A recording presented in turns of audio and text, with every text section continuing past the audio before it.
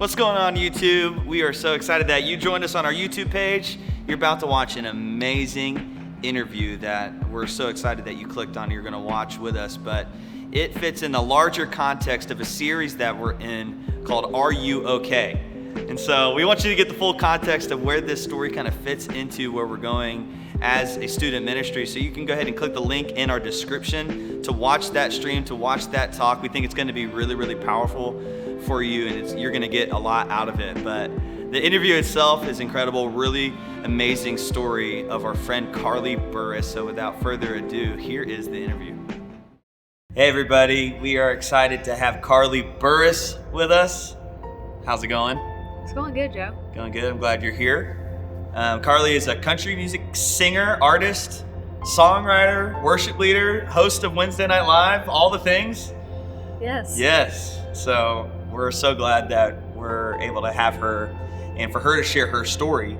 And we're going to get into it a little bit, but it kind of goes through everything we've been talking about so far today.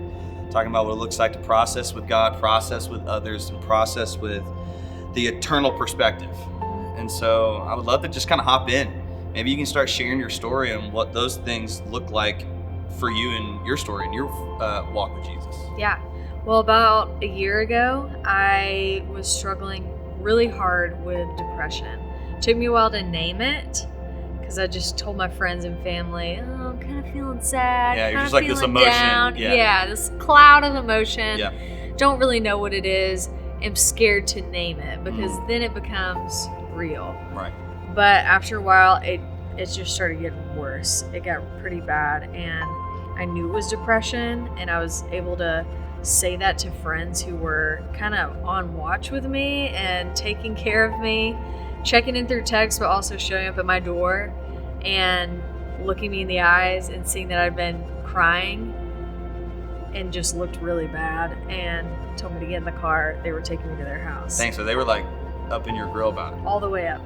Was that uncomfortable? It was. Even though through text I had told them kind of what was going on, Yeah. It ain't the same when they The show up at your face-to-face. door and they're asking you good? And I'm like, you can't hide in that moment. But I'm grateful for that. Yeah. And I'm grateful for friends who did process that part of it with me. And even on their end, just telling by what's going on, this is not okay. Wow. And so, yeah, I was pretty intensely depressed, and that quickly turned into suicidal thoughts too. And not just passing ones, but extremely intense, almost constant thoughts of suicide. And I made plans, several different plans, depending on where I was, what I was doing, in case one fell through. And I was fully ready to do it. My mind was just full of darkness. Wow. And it came to the point where I had told my friends knew what was going on. They saw that it was going downhill fast and getting worse. And I had finally told them the truth fully what was going on, whereas I had lied to them before, told them it's not that bad. They knew that I was feeling suicidal.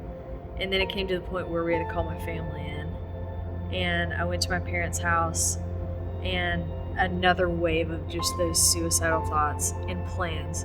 Everywhere I went, it popped into my head. Here's how you could do it. And I thought I was going to do it right there and then. And so I had to confess to my mom, which is a hard conversation to have, no matter what kind of relationship you have with your parents, to say, I'm going to take my own life, and it's going to happen fast, and I need help. So I need to go somewhere. Dang. Shout out to first your friends for being there for you. The realist. Yeah. That's amazing. Yeah. And that they were aware enough to have that check in, asking, are you okay? Yes. And for you, kudos to you for having that courage. Yeah. And speaking of courage, sharing that right now. Mm-hmm. I know you're out like you said, but thanks for sharing that, for real. Yeah, of course. So you're picking up in the story, you told your parents you need help. What did help look like for you? In that moment, we had heard recently of a friend who had gone to a mental health facility. She was also struggling with suicidal thoughts and depression, and she had checked into one of those. So I got in touch with people through church to say, hey, what does this look like? Do places like this exist? Mm-hmm. And where can I go? How quick can I get there? And so they helped pointed me in the direction of one that was nearby that would be helpful to me. And so my mom drove me down there that night, and I packed a little bag full of a couple things and checked in, and it was scary. It was extremely scary. Every single point of this was scary. I was also depressed, suicidal, but also this intense fear followed me every step of the way because I'd never been in this situation before.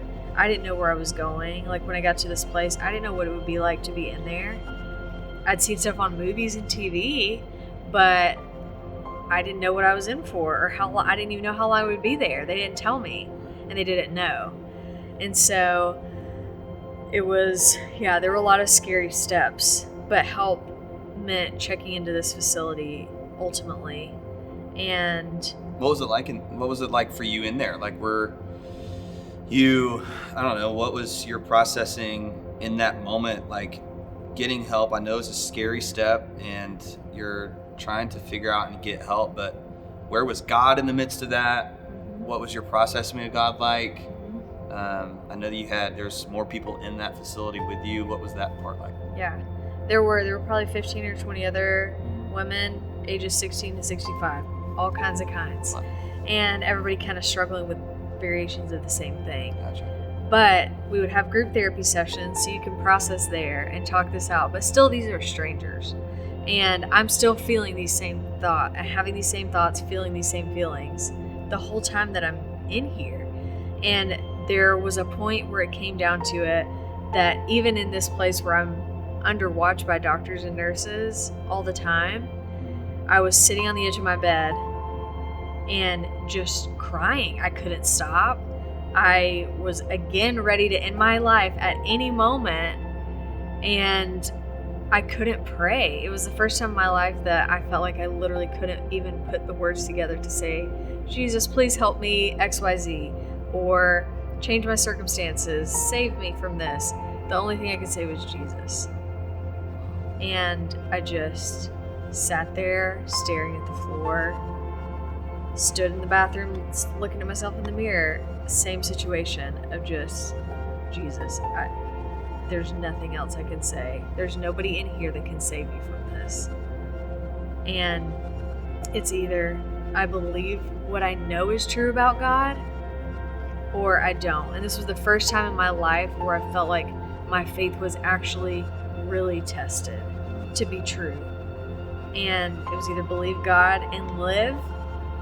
He said that he would take care of you. He said that he would carry you through. You know what the Bible says.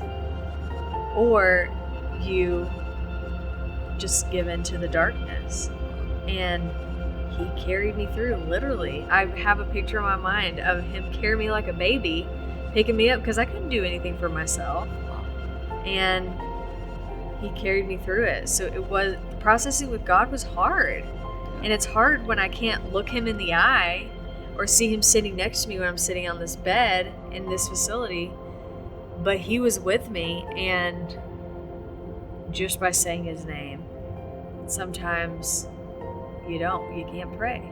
Yeah, and I've been there in my own journey where you don't have the words, and I know anybody watching has probably had a similar scenario. I don't know if it's the same circumstances as you, but that idea of like, man, I don't have words, but I'm just gonna say your name. That's all I can do, Yes. And it's like an invitation to, like, for him to be in the moment, but it's also opening your heart for what he has for you. Yes. You know what I mean? And that's really amazing that you had that experience because of how difficult that time was. Yes. But you're a year out from that now, but that's a lot of time that's passed. Yeah, it is. So you being here today is proof that God got you through. Yes. Which is amazing. I'm breathing. Yes. I'm here live and in person. That's right. Which is a miracle in and of itself. Yeah. And at that time, I did not think that was the case. Wow. I didn't think I was coming home from there. So how did you get here? So through my time at the facility, Yeah.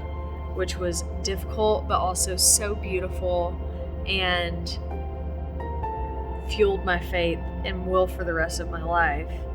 It was a rough few weeks coming back. I lived at my parents' house for a couple of months after that and got to start seeing my friends again, but then like living out this faith, kind of this experience of deeper faith that I entered into while I was at the facility. Okay, you have that in this intense moment. What does it look like now on a Monday or on a Tuesday? And it was moment by moment walking with God, still being like, Jesus, you got me. You have to have me right now, because I don't have any of this together. Just because I'm not in this place anymore, this facility, does not mean that I'm okay. I'm not okay.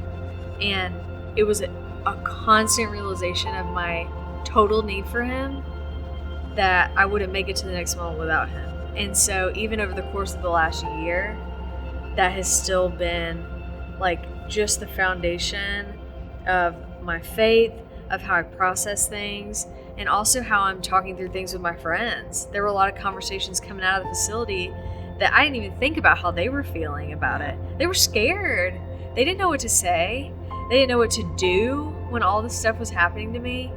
And we were able to have a lot of really helpful conversations of saying, hey, when you showed up to my house and looked me in the eye when you kind of thought something might not have been okay, that's what helped me. That's what led me to going to the facility. You showing up for me for real.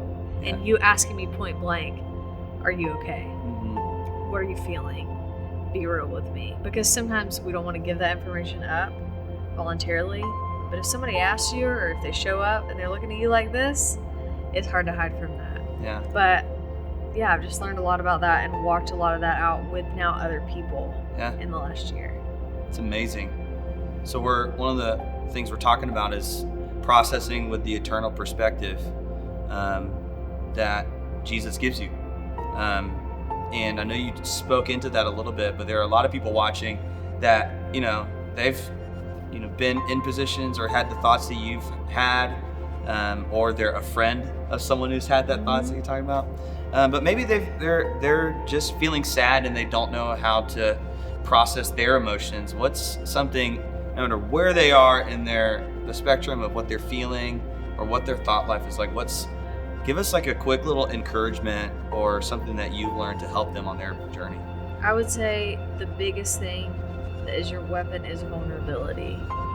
Be real about it with God, and be real about it with your friends and your family and whoever's in your circle, because when you are vulnerable, this is what I've learned, when you're vulnerable, that opens up the other side to be vulnerable too. Wow. So there's going to be a lot of mutual sharing going on. It is scary to take the initial step, and I don't always like being the one that has to step out and offer these feelings up, because it is scary, it's personal, but when you do, it's going to be met with some sort of either me too, I also feel the same way, or man, thanks for sharing that, like let's talk more about it, let's get help. So vulnerability is going to be your best weapon always. That's amazing. I love that encouragement. I love your story. I'm so glad you're here to talk about it. Me too. And it's really, really powerful. I think it's going to speak into the lives of anybody watching. I know it's really meant a lot to me and my wife in our journey. Your story's been really impactful for us. So thank you for sharing today.